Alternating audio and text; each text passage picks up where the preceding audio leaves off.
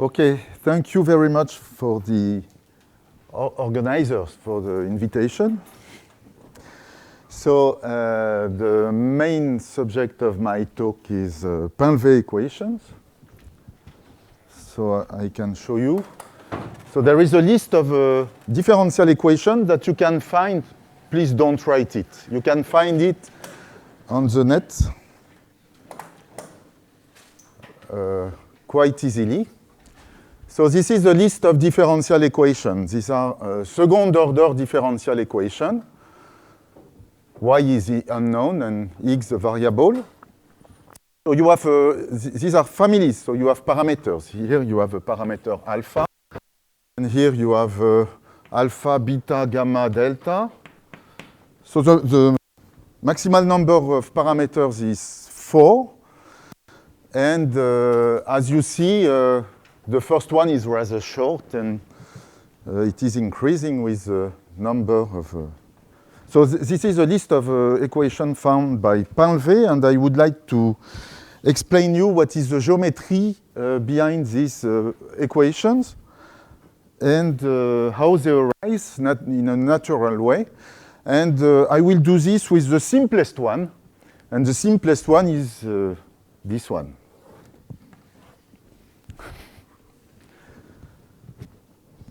If I have time, maybe I will explain why it is the simplest one. Okay. So the starting point was a theorem of Poincaré and Fuchs that I would like to explain you today. So it was in the end of 19th century, so people were studying special functions like exponential, trigonometric, hyperelliptic, hypergeometric, elliptic functions that are, all of them are solutions of ordinary differential equation. And so there was this idea to look for new transcendental functions by looking for differential equations such that they have good solution. What is good solution? So at the time, the good solution, the idea was that good solution are solutions which have a good analytic continuation. So what is the work of Poincaré and Fuchs?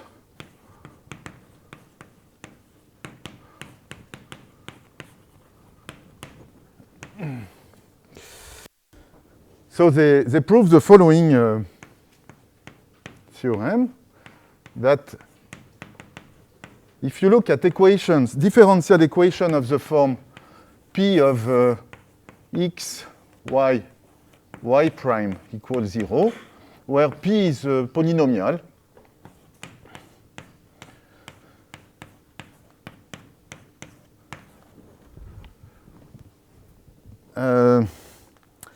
so whose local solutions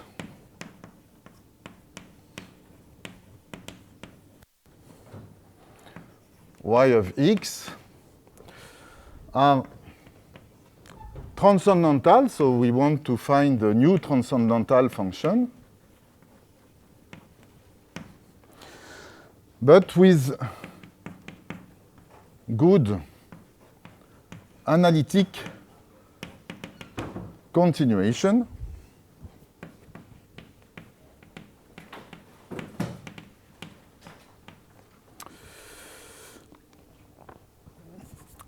So I will detail what is good analytic continuation.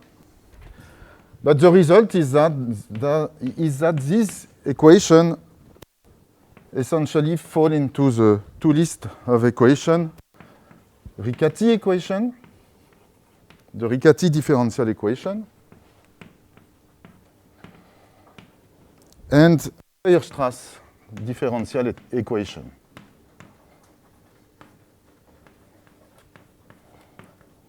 So what are they? So the first one is y prime equal something which is polynomial in y of order 2, with rational coefficient in x. And the second one is y prime to the square equal to 4y to the third plus, say, ay plus b. So I have to say a little bit more about this statement. So I will not give a very precise statement because it is quite difficult to state what they did, but I will explain you the proof and maybe you will imagine what is a true statement. So what is good analytic continuation? So this is what will be called later Painlevé property.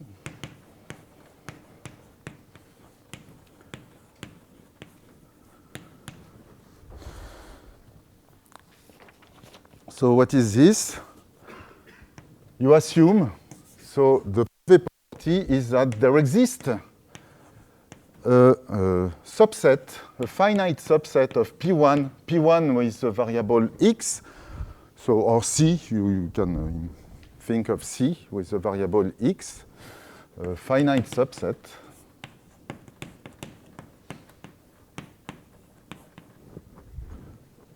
such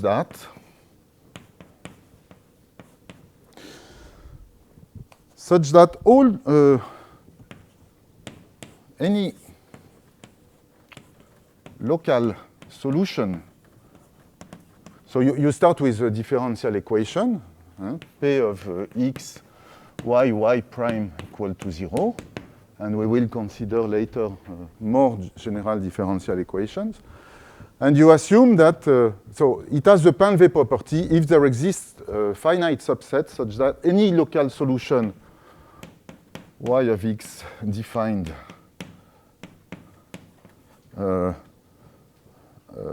at the neighborhood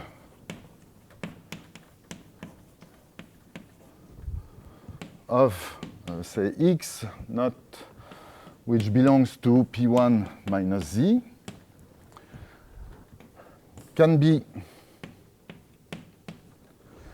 so I would like to say analytically continuated, but it is something a little bit more general, meromorphically. Meromorphically continuated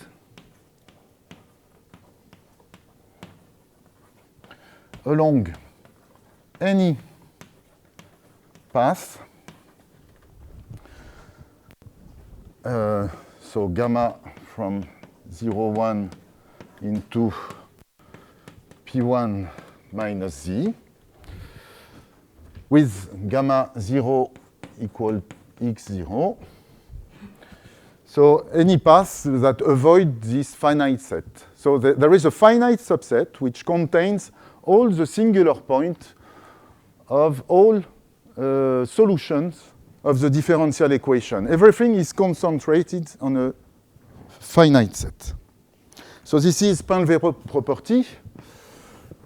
And starting with this, Poincaré and Fuchs studied which kind of differential equation like this can satisfy such a property.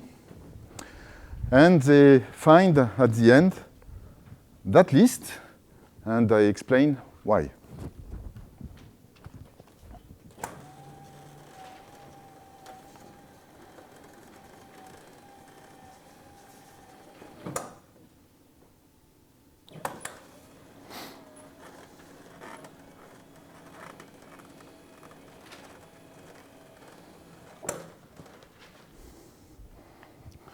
So let me start with,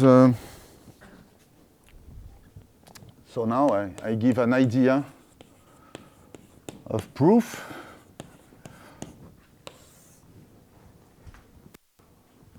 Of something which is not exactly a statement. So, so I would like first to consider the case where the polynomial is linear in y prime, in the derivative. So you can write y prime equal some rational function of x and y. So let us write it like this. X, y, where p and q are polynomials in x and y. And what we are going to study is the foliation. So there is a singular holomorphic foliation associated to this equation, foliation whose leaves are graphs of local solutions.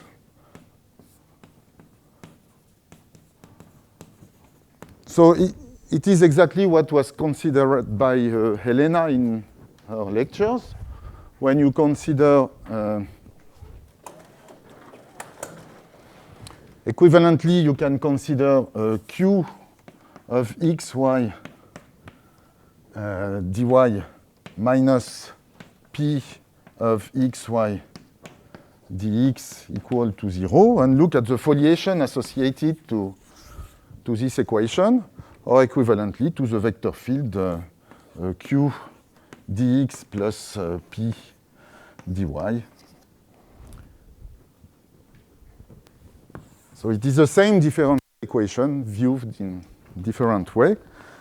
So let us draw the picture. You have x variable, y variable, and locally by Cauchy theorem or Flaubux, or the fact that you have a local holomorphic foliation by this, the graphs of foliation, the graphs of solution gives you a picture like this, a holomorphic foliation, which fills the plane, except that, so it can happen two things. So the first thing that can happen is that when Q equals to 0, the solutions are vertical. So either you look to the lecture of Helena, or you consider the differential equation by reversing the variable and look at dx over dy equal q of xy over p and xy. And provided that p is not 0, you can solve the differential equation and get solution x of y. But at the end, what you have, so this gives you something like this. Maybe I draw a picture. This is, let's say, q equals 0. And then at q equals 0, the foliation becomes vertical. Okay?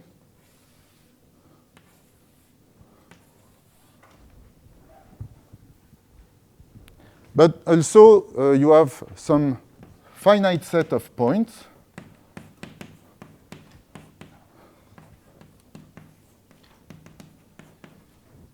for which P equal Q equals 0. So I assume that P and Q are relatively prime. So you have a finite set of points like this, where things are complicated. So for instance, you can have something like this.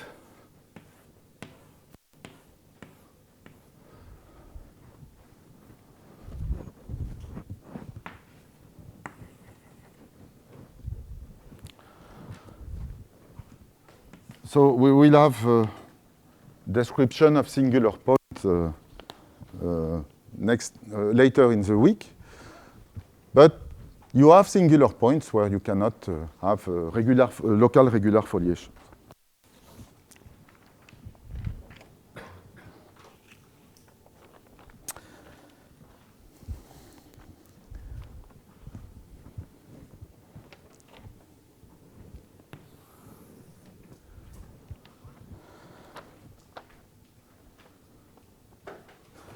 So the fact here, the main idea of the proof of this theorem is that if Q q equal to 0 has a non-vertical component,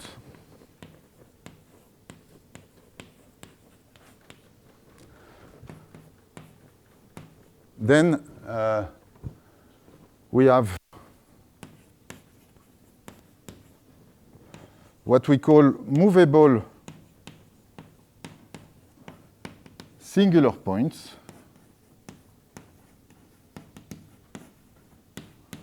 which is exactly contradicting.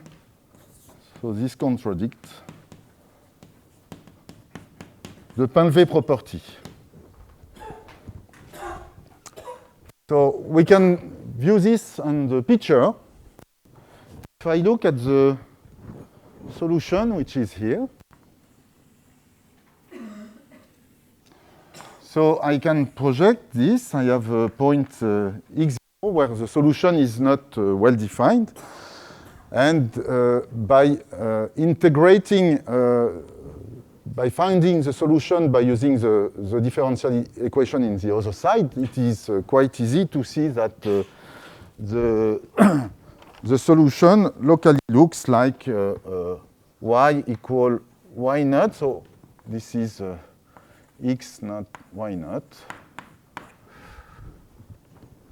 plus something which is depending on x minus x naught to the power 1 over k, where k is the order of tangency with the vertical line. So you have a local root with monodromy, and so this is a singular point for the analytic continuation, obviously. And the fact is that if you start with a solution here and shift to another solution by moving the initial condition, then by analytic continuation, you see that the projection of the critical point is moving in the x variable. And so at the end, you will fill all the x variables, so you find a singular point for analytic continuation of solutions everywhere. So this implies that if you have Painlevé property, then the phase portrait is not like this, but like this. You have x, y. You have still singular points. And components of q equal to 0, but they are vertical. And when you project all of this on the floor, so this gives you the set Z. This will certainly belong to Z. We have to avoid this. And outside of this set, I am sure that the fiber is, the vertical fiber is transversal to the foliation. So locally, nothing is happening. Okay, but that's not enough. Because when you are doing analytic continuation, the solution might go to the infinity. And you have to control what is happening at infinity.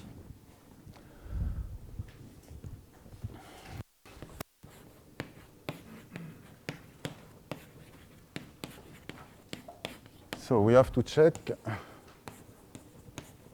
what is happening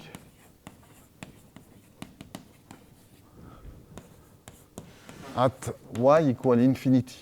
So I set y equal, say, 1 over large y, and we are going to compute.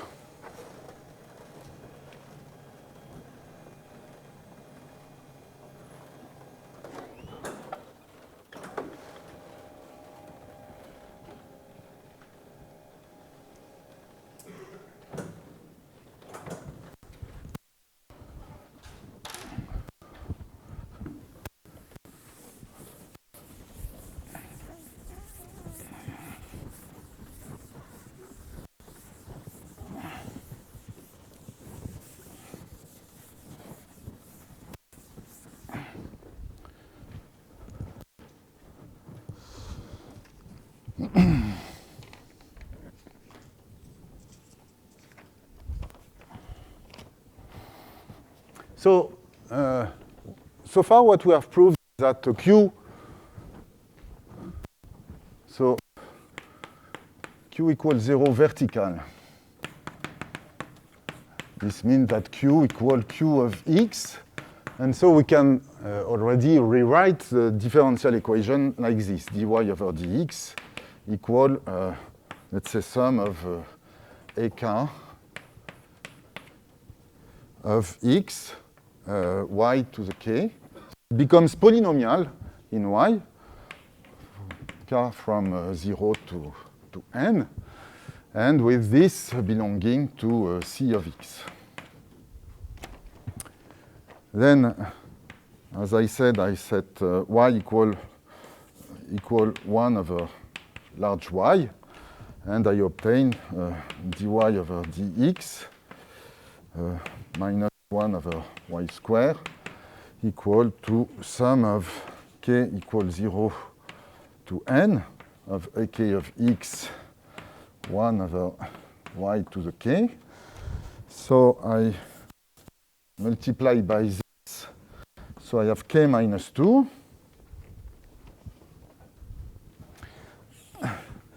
And you see, I can rewrite this like this. It is y to the n minus 2. And I have here minus sum of ak of y n minus k.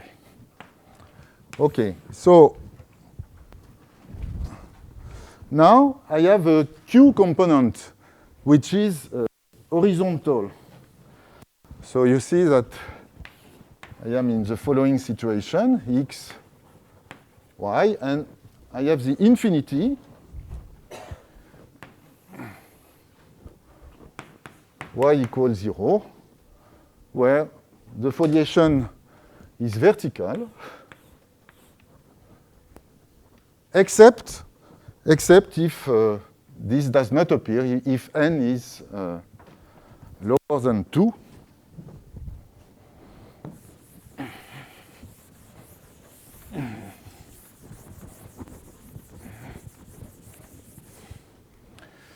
So we have an obstruction at infinity to the Painvet property, except if equal to 2.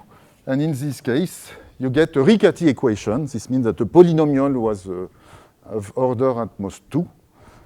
And we are in the first situation.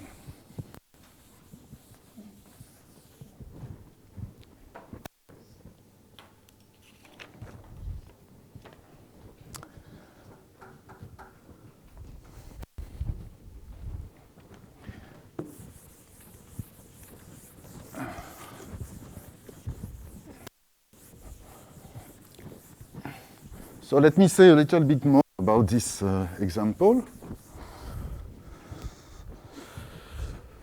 So the natural phase portrait for the Riccati equation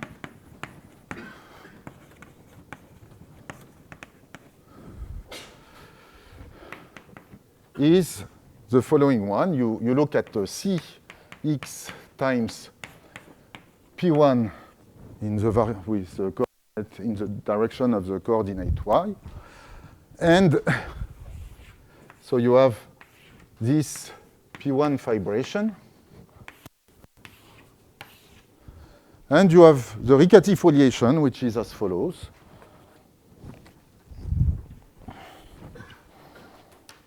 So geometrically, you have some vertical leaves.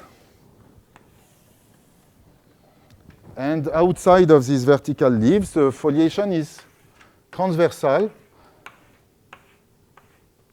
to the complete fiber, the complete compact fibers.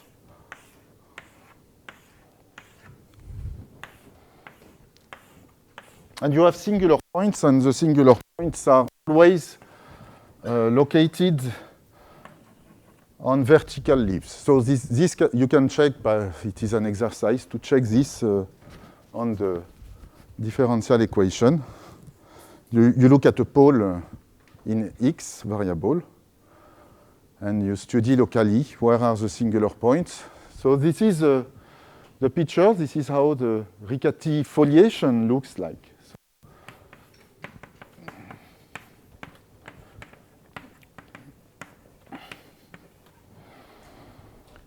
So this appears, for instance, in a book of Brunella, Birational Theory of Foliations. So from the transversality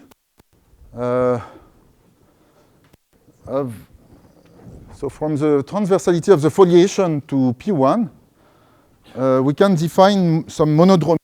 So once again, today we will see the monodromy of the foliation. If you start with a P1 fiber, so you have the base of the fibration. On the base of the fibration, you have the finite set Z. And outside of this set, you can take a point here and go towards another fiber. So you select a path. You select a path in the base, and you can lift it up and follow the leaves which are over this path. And by this way, you can go from one fiber to another one and define a diffeomorphism. So you get a Möbius transformation.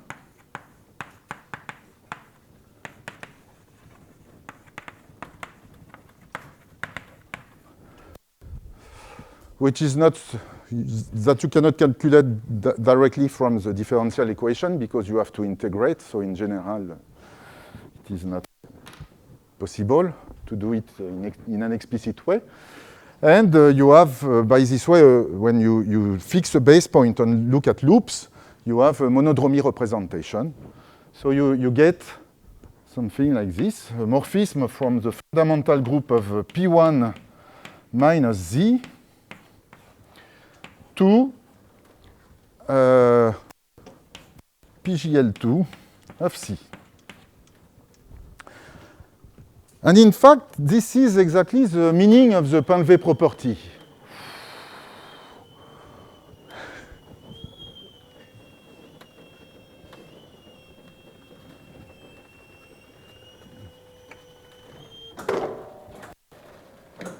Non.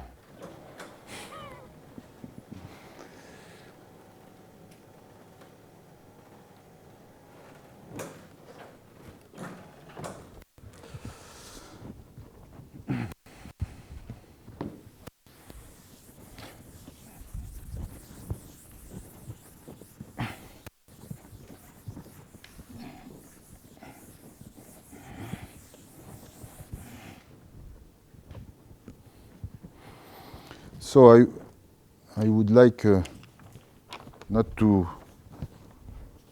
detail this too much, but page 2. Okay.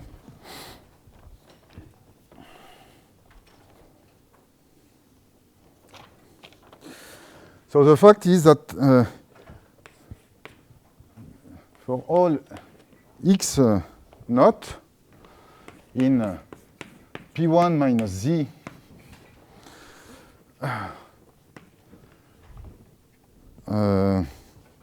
you can consider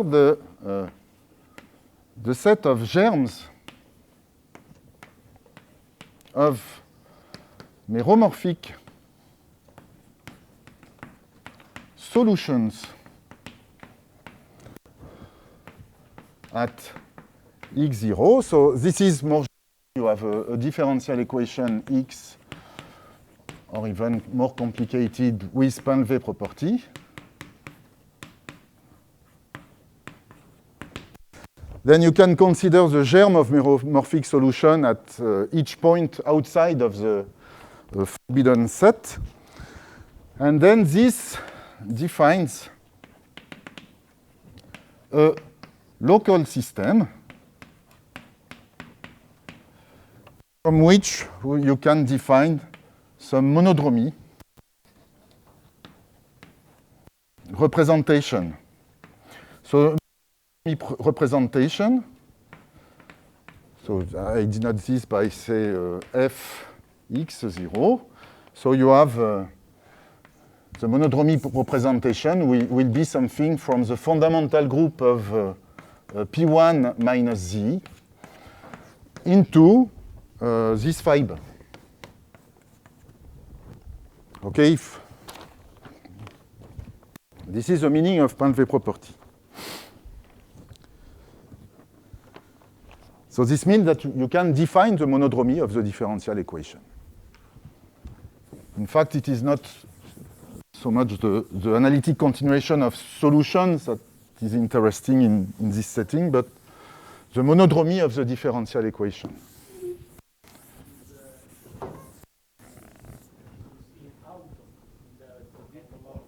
Ah, yes, okay. Sorry.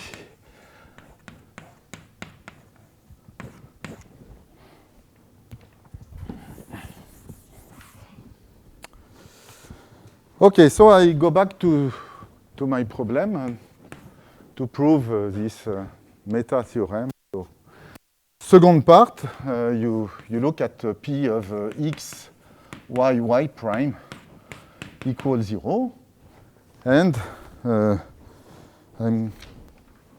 what I want to consider now is a foliation, but it is not so evident if if it is not linear in y. So to get a foliation, what I do is the following. I consider x, y, z equals 0, so a new variable, and this defines me a surface in C3, say. And you can consider on it the differential equation, which is given by y prime equal z. So dy minus z dx equals 0. This gives you, so you have a one form, which is not integrable in the sense of foliations. But when we restrict, so this is a contact form. It is the opposite of a form which is integrable in the sense of Frobenius, of foliations. But when you restrict it to so the one form, dy minus z dx, to the surface S, we get a foliation, because it is a one-dimensional distribution, so it is integrable.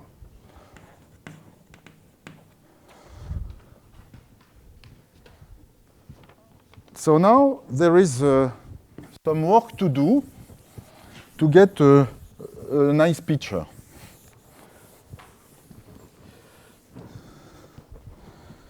So what we do is the following. Maybe I can say that there is a reference for the detail of all of this. So there is a text of Ivan Pan and Marco Sebastiani, where you can find the correct statement of the theorem of Poincaré and Fuchs with a correct proof in modern sense. But you will see that it takes some time to define all the objects and so on. So, yes, it is in Ensayos Mathematicos, and number 8, 2004. It contains other very interesting things. Relationship between differential equation and foliation. But it is in French.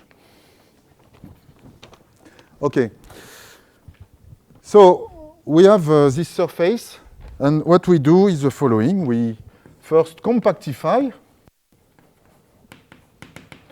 So here you choose your favorite compactification, for instance, Cx times P2.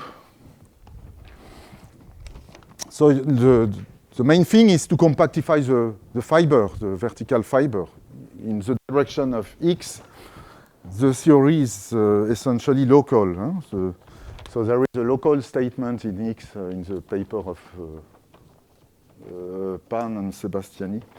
So you compactify the fiber, and then you have a surface that can be complicated. So you have to blow up to make reduction of singularities. So what you get is, after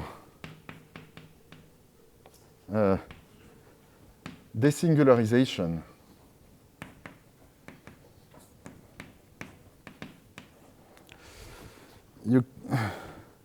and base change.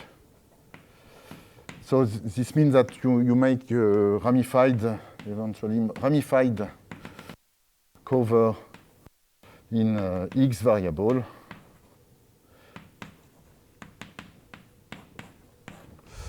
What you get is a smooth fibration.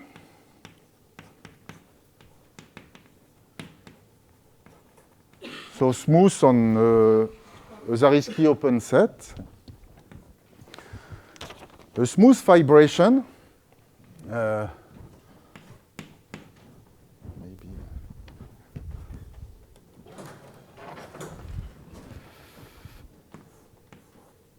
Over some curve. So maybe I denote it by S, the surface. So we get a surface over a curve, such that the fiber, generic fiber,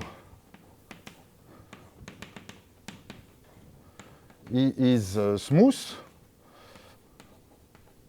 irreducible. So it may happen that you have several connected components. So this means that the equation, the differential equation, breaks into several differential equations. And so it may happen several things, but at the end, you arrive to this situation. So vertically, you have a family of curve, and you have a foliation.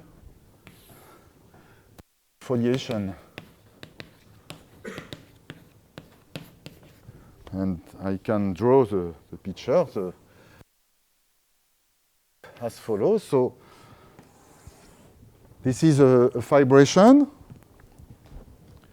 The foliation is transversal to the fibration. So the fibers are complete curves, so they are compact.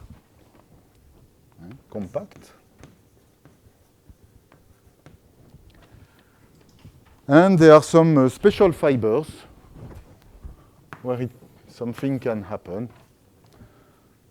But mainly everything is contained in this picture. You have transversality like before. But the genus of the curve can be arbitrary. So if the genus is 1, the fibration can be straightened to a product. But in fact, what you see is that still, by using the foliation, you see that you have a diffeomorphism between the vertical fibers. Okay?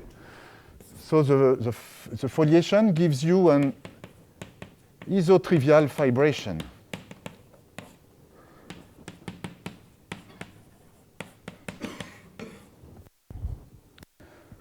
But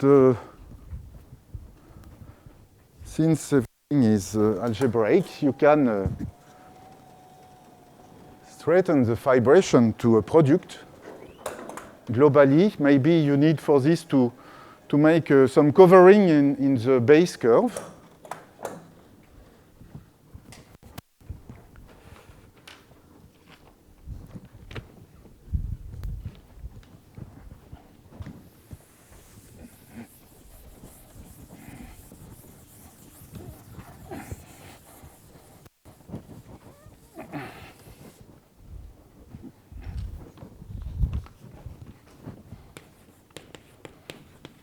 after covering in x variable and the birational transformation, we can assume that S is actually C times, say, gamma for a curve gamma. And then we have a foliation on this. And there are two cases. So first, there is a Riccati case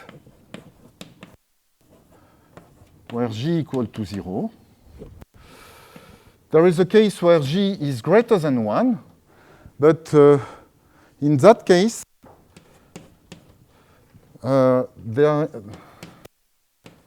as you know, there are finitely many automorphisms. So the group of automorphism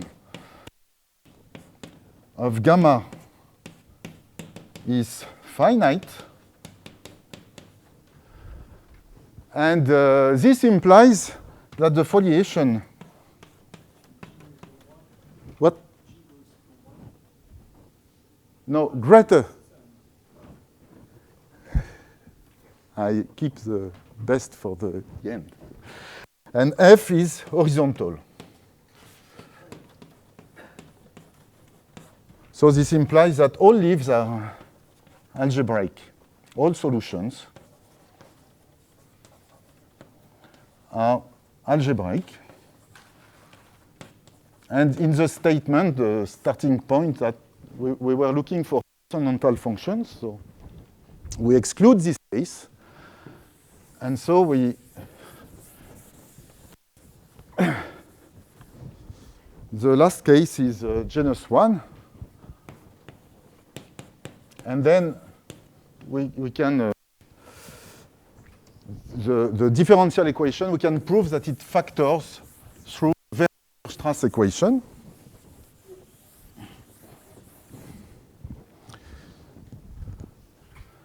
So the differential equation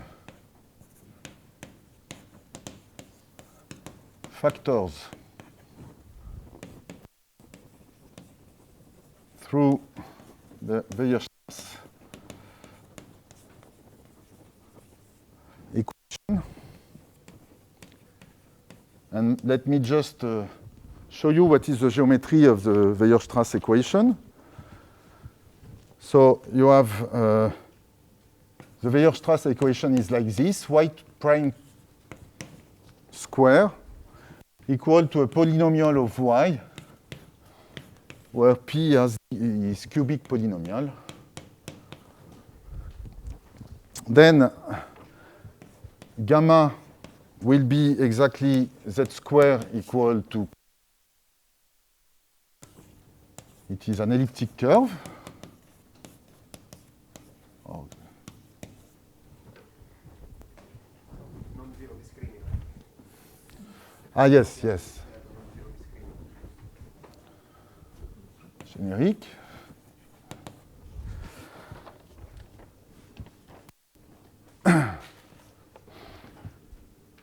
So you have an elliptic curve, and if you look, so the surface look like this.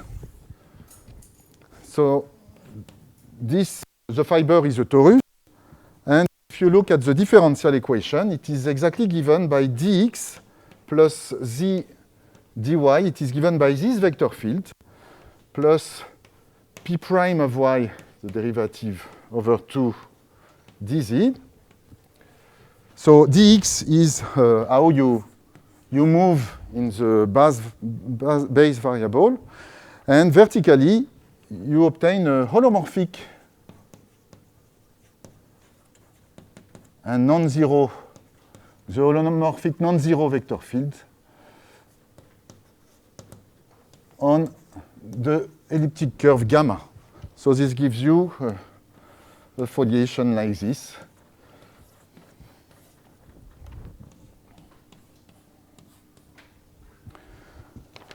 And as you know, it is the differential equation for to find the uniformization of elliptic curve. And now, I don't want to say more about this theorem. And what have been done Pinlvé is to generalize the theorem of Poincaré-Fuchs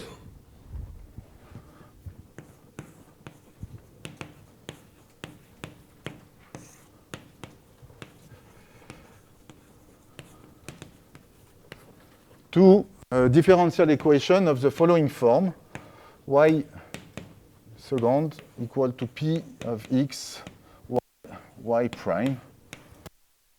R, and R is rational.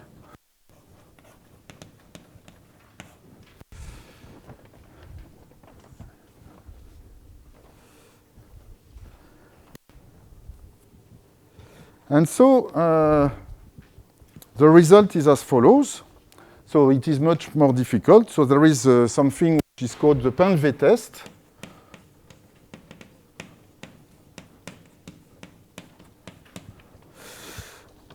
Which is something similar to the transversality, but more complicated to explain. And with the Pinlvé test, you have a reduction. So this is what did Pinlvé. You have a reduction of this general differential equation to 50 families of differential equation. So the Pinlvé test is to test the Pinlvé property.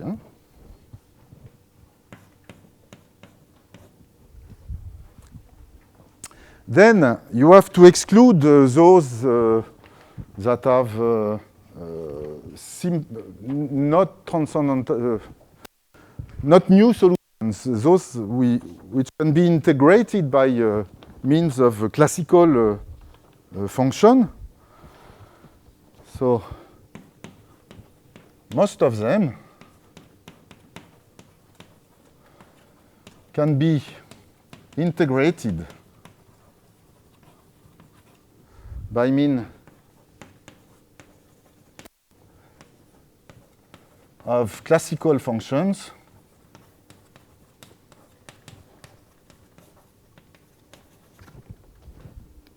So you are by first order linear differential equation or non-linear by Weierstrass equation and so on, algebraic function. And then at the end, it remains the least. So the remaining equation are the sixth one.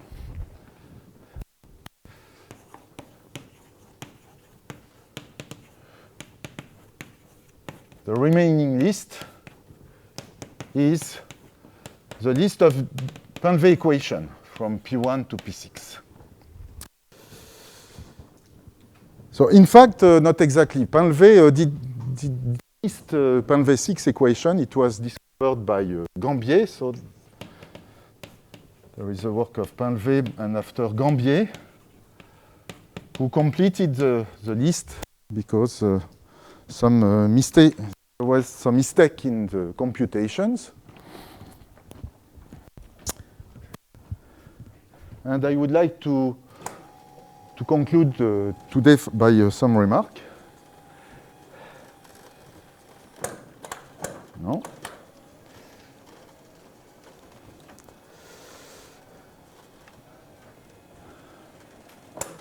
So after this work, there are several questions that were left open by Pinlvé.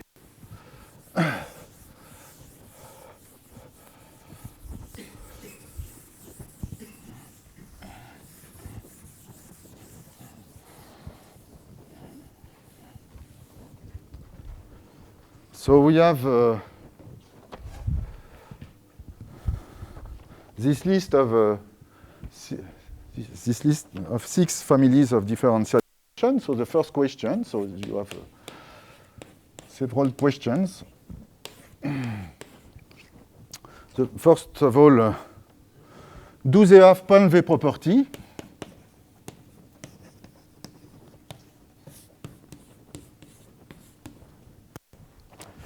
In fact, there is, from the geometrical point of view, there is a beautiful paper of Reb in Montreal, in a Journal of Montreal in 72, and sometime after by Okamoto in 79, where Okamoto proves the Painlevé property for all the list of differential equations.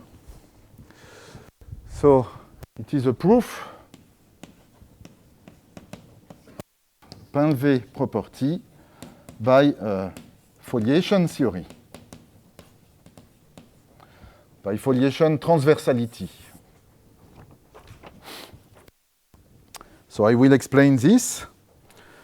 There is another proof by Malgrange, but using another fact that I will discuss just after, and also Miwa.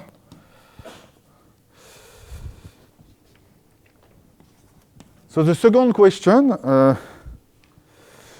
they new? Are they new functions?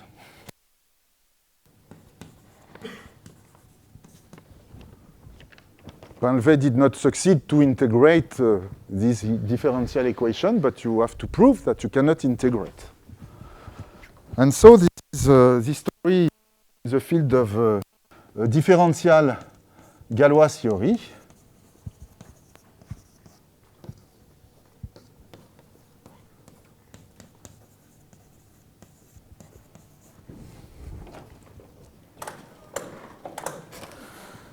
And then it has been proved by several authors. So there was works of Nishioka and Umemura. And more recently, there was a definition of Galois groupoid by Malgrange. So you see that Painlevé equations are very present in Fourier Institute. And some works of Kazi, proving also that the differential equation can be solved by usual function in a sense that I don't want to detail now. So I will give, so there is a way to see this from the dynamical point of view. Maybe if I have time, I will talk about this on next week. So the third question.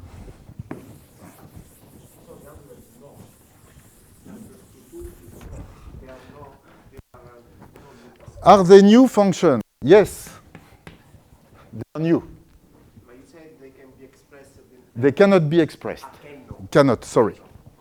Okay.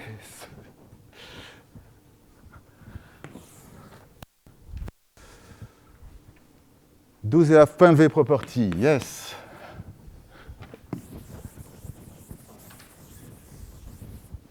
But sorry, you said that we arrived at this equation by using this Painlevé test. So it was not used to test if they had Painlevé. So it is a test which allows you to exclude only. The difficulty here is that, as we will see, the transversality is not on a compact fiber. When you have a transversality to a compact fiber, then you can conclude. But it is not the case here. So you have, it is more difficult to check than in one-order differential equation. I think the second question, does it also show that they are not expressible with respect to the, this order one? Yes, yes, yes.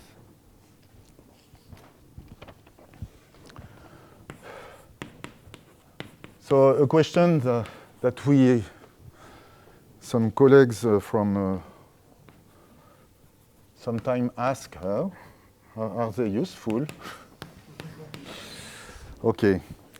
So, yes. Of course. So yes, and it was the first thing that has been proved. It was a work of Fuchs, but not Lazarus Fuchs, Richard Fuchs, which was in 1906. And they are isomonodromic equations. This I will explain next time.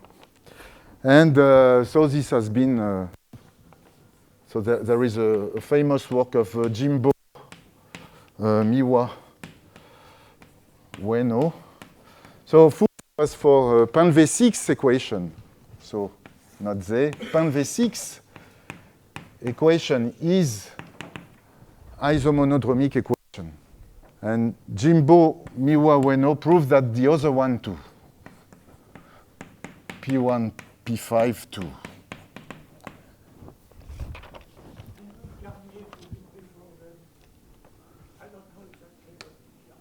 Garnier, so it was for Garnier system. No, he proved something on irregular singular point? I don't know. I don't think so. So there is also Garnier in the story, but who gave other isomonodromic equation. So there are, so mainly these three questions I will discuss. But there are other questions, like do we miss something?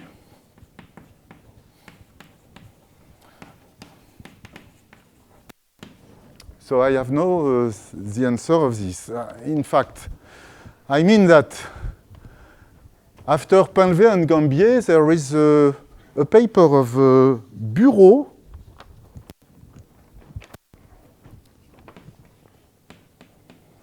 because the computations were not complete in this paper. So there is a paper of Bureau in 1964, and where he is doing all